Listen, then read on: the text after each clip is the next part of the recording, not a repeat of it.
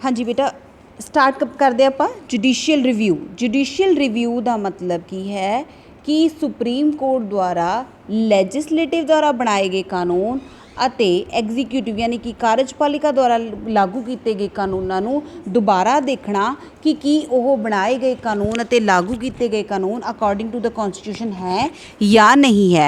अगर supreme court ਨੂੰ लगता है कि लैजिसलेटिव द्वारा बनाए गए कानून ਅਤੇ कार्यपालिका द्वारा लागू किए गए कानून अकॉर्डिंग टू द कॉन्स्टिट्यूशन नहीं है ਤਾਂ ਉਹਨਾਂ ਨੂੰ असंविधानिक घोषित करती है। ਹੁਣ ਇਹਦਾ ਬੇਸ ਕੀ ਹੈ ਬੇਟਾ, ਕਿਉਂ जुडिशियल रिव्यू ਜਿਹੜਾ ਹੈਗਾ ਇੰਪਲੀਮੈਂਟ ਹੋ ਰਿਹਾ ਹੈ। ਸੋ ਇਸ ਤੋਂ ਪਹਿਲਾਂ ਹੈਗਾ ਕਿ ਮੌਲਿਕ ਅਧਿਕਾਰਾਂ ਦੀ ਰਾਖੀ।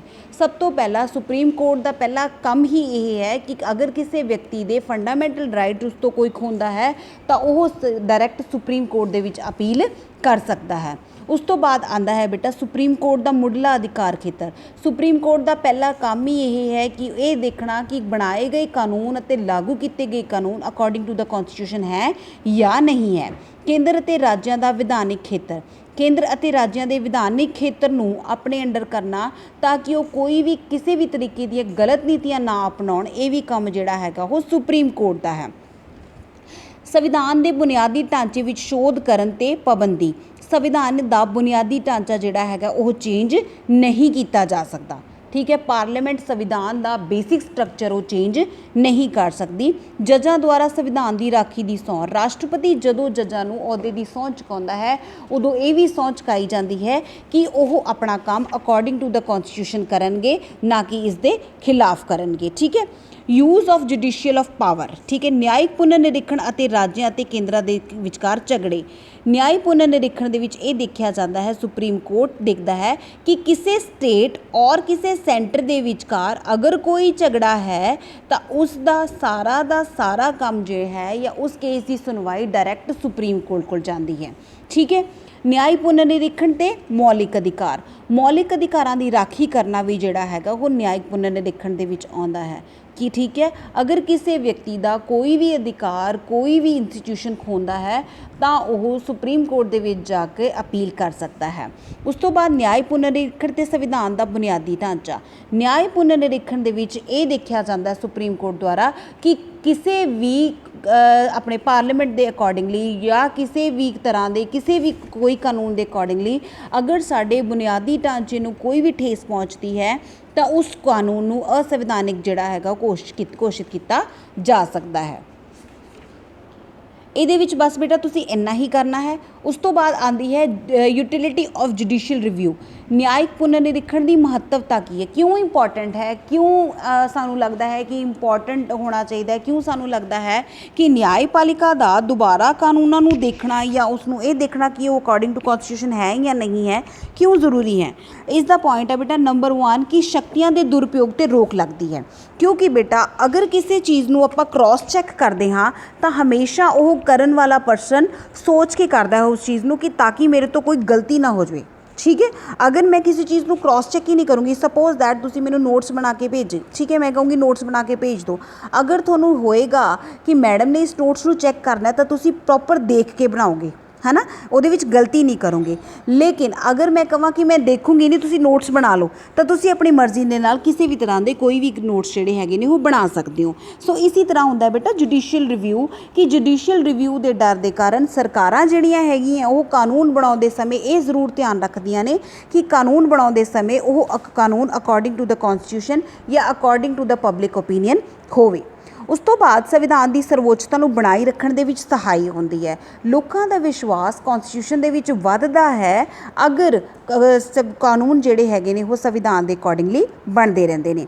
ਸੰਵਿਧਾਨ ਦੇ ਵਿਕਾਸ ਦੇ ਲਈ ਸਹਾਈ ਹੈ।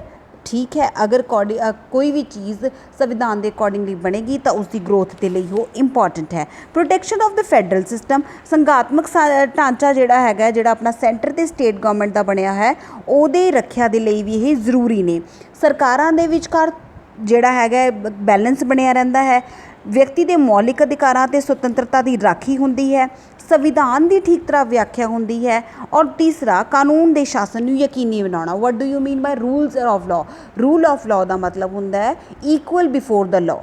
ਕੋਈ ਵੀ ਪਰਸਨ ਚਾਹੇ ਉਹ ਕਿਸੇ ਵੀ ਰੰਗ, ਜਾਤੀ, ਧਰਮ ਅਤੇ ਨਸਲ ਦਾ ਹੋਵੇ, ਕਾਨੂੰਨ ਦੇ ਸਮਕਸ਼ ਉਹ ਸਮਾਨ ਹੁੰਦਾ ਹੈ ਔਰ ਹਰ ਇੱਕ ਵਿਅਕਤੀ ਜੋ ਕਾਨੂੰਨ ਦੀ ਪਾਲਣਾ ਨਹੀਂ ਕਰਦਾ ਉਹ ਸਜ਼ਾ ਦਾ ਹੱਕਦਾਰ ਹੁੰਦਾ ਹੈ। ਠੀਕ ਹੈ।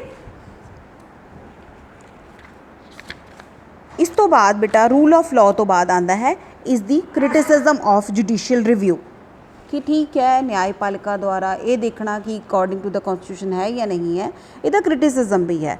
ਨੰਬਰ 1, ਸੰਵਿਧਾਨ ਦੇ ਵਿੱਚ ਸਪਸ਼ਟ ਵਰਣਨ ਨਹੀਂ ਹੈ, ਜੁਡੀਸ਼ੀਅਲ ਰਿਵਿਊ ਨੂੰ ਸੰਵਿਧਾਨ ਦੇ ਵਿੱਚ ਪ੍ਰੋਪਰ ਐਕਸਪਲੇਨ ਨਹੀਂ ਕੀਤਾ ਗਿਆ ਹੈ। ਲੋਕਤੰਤਰਿਕ ਸੰਵਿਧਾਨਾਂ ਦੇ ਵਿਰੁੱਧ ਹੈ। ਲੋਕਤੰਤਰਿਕ ਸੰਵਿਧਾਨਾਂ ਦੇ ਵਿਰੁੱਧ ਕਿਵੇਂ? ਜਿਵੇਂ ਕਿ ਹੁਣ ਦੇਖੋ ਕਾਨੂੰਨ ਕੌਣ ਬਣਾਉਂਦਾ ਹੈ? ਜਨਤਾ ਦੁਆਰਾ ਬਣਾਏ ਗਏ ਪ੍ਰਤੀਨਿਧੀ, ਹੈ ਨਾ। ਉਹ ਪ੍ਰਤੀਨਿਧੀ ਅਗਰ ਕੋਈ ਕਾਨੂੰਨ ਬਣਾਉਣ ਔਰ ਨਿਆਂਪਾਲਿਕਾ ਜਿਹੜੀ ਜੱਜ ਹੈ ਜਿਨ੍ਹਾਂ ਨੂੰ ਰਾਸ਼ਟਰਪਤੀ ਨੇ ਚੁਣਿਆ ਹੈ ਉਹ ਉਸ ਨੂੰ ਓਵਰ ਰੂਲਡ ਕਰ ਦੇਣ ਤਾਂ ਇਹ ਕਿਹਾ ਜਾਂਦਾ ਹੈ ਕਿ ਡਾਇਰੈਕਟਲੀ ਜਨਤਾ ਦੇ ਬਣਾਏ ਹੋਏ ਕਾਨੂੰਨਾਂ ਨੂੰ ਅਪੋਜ਼ ਕੀਤਾ ਗਿਆ ਹੈ। ਠੀਕ ਹੈ।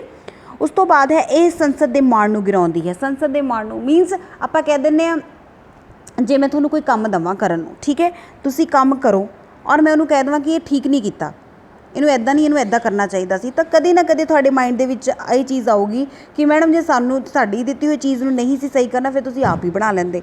ਸੋ ਇਸ ਕਰਕੇ ਸੰਸਦ ਦੁਆਰਾ ਬਣਾਏ ਗਏ ਕਾਨੂੰਨਾਂ ਨੂੰ ਦੁਬਾਰਾ ਤੋਂ ਰਿਵਿਊ ਕਰਨਾ ਸੰਸਦ ਦੇ ਮਾਣ ਨੂੰ ਗਿਣਾਉਂਦਾ ਹੈ। ਠੀਕ ਹੈ।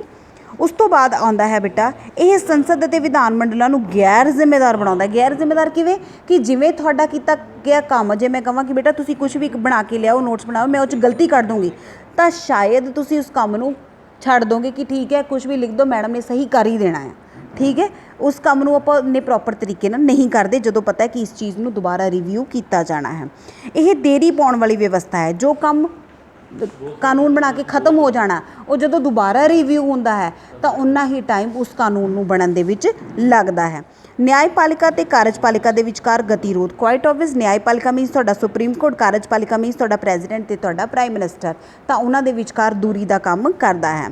ਇਹ ਪ੍ਰਤੀਕਿਰਿਆਵਾਦੀ ਹੈ। ਪ੍ਰਤੀਕਿਰਿਆਵਾਦੀ ਦਾ ਮਤਲਬ ਹੁੰਦਾ ਹੈ ਕਿ ਇਸ ਨੂੰ ਅਪੋਜ਼ ਕੀਤਾ ਜਾ ਸਕਦਾ ਹੈ। ਅਗਰ ਸੁਪਰੀਮ ਕੋਰਟ ਆਪਣੇ ਇਸ ਰਾਈਟ ਨੂੰ ਅਪਣਾਉਂਦੀ ਹੈ ਤਾਂ ਜਿਨ੍ਹਾਂ ਦੁਆਰਾ ਕਾਨੂੰਨ ਬਣਾਏ ਨੇ ਉਹਨਾਂ ਦੇ ਮਨਾਂ ਦੇ ਵਿੱਚ ਸੁਪਰੀਮ ਕੋਰਟ ਦੇ ਪ੍ਰਤੀ ਉਹ ਭਾਵਨਾ ਨਹੀਂ ਰਹਿੰਦੀ ਹੈਗੀ।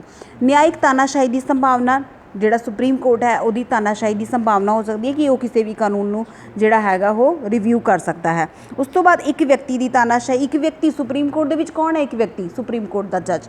ਸੋ ਉਸ ਵਿਅਕਤੀ ਦੀ ਤਾਨਾਸ਼ਾਹੀ ਦੀ ਸੰਭਾਵਨਾ ਰਹਿੰਦੀ ਹੈ।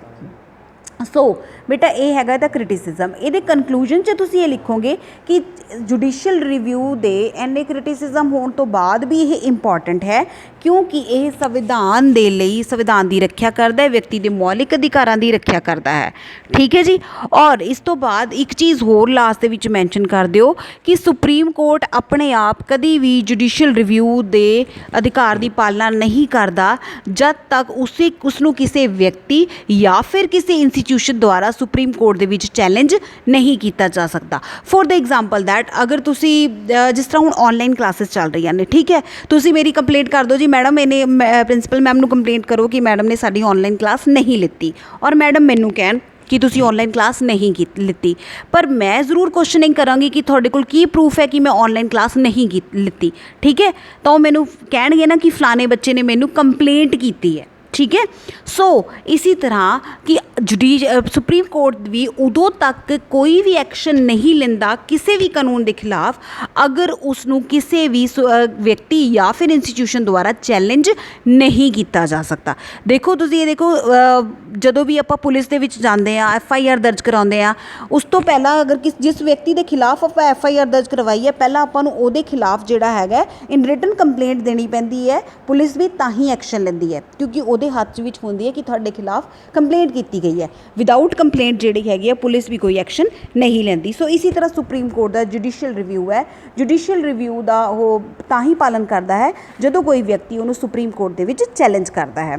ਇਹਦੇ ਲਈ ਬੇਟਾ ਇਸ ਚੈਪਟਰ ਦੇ ਵਿੱਚ ਇੰਨਾ ਹੀ ਕਰਨਾ ਹੈ ਕਿ ਵਾਟ do you mean by the judicial review, ਇਹਦਾ ਬੇਸ ਕੀ ਹੈ, ਠੀਕ ਹੈ, ਇਹਦੇ ਕਿਹੜੇ ਕਿਹੜੇ ਮਹੱਤਵ ਨੇ ਅਤੇ ਇਹਦਾ ਕੀ ਕੀ ਕ੍ਰਿਟਿਸਿਜ਼ਮ ਹੈ ਅਤੇ ਲਾਸਟ ਦੇ ਵਿੱਚ ਇਹਦਾ ਕਨਕਲੂਜਨ। ਇਹ ਤੁਹਾਨੂੰ 18 ਮਾਰਕਸ ਦੇ ਵਿੱਚ ਵੀ ਆ ਸਕਦਾ ਹੈ, ਦੈਨ 2 ਮਾਰਕਸ ਦੇ ਵਿੱਚ ਵੀ ਆ ਸਕਦਾ ਹੈ। ਠੀਕ ਹੈ।